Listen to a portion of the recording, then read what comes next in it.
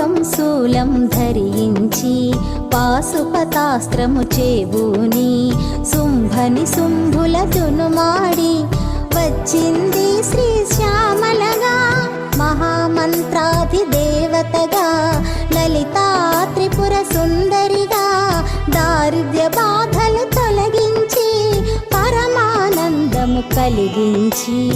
ఆర్తత్రాణపరాయణివే అద్వైతామృత వర్షిణివే Adi Shankara పూజితవే Aparna Devi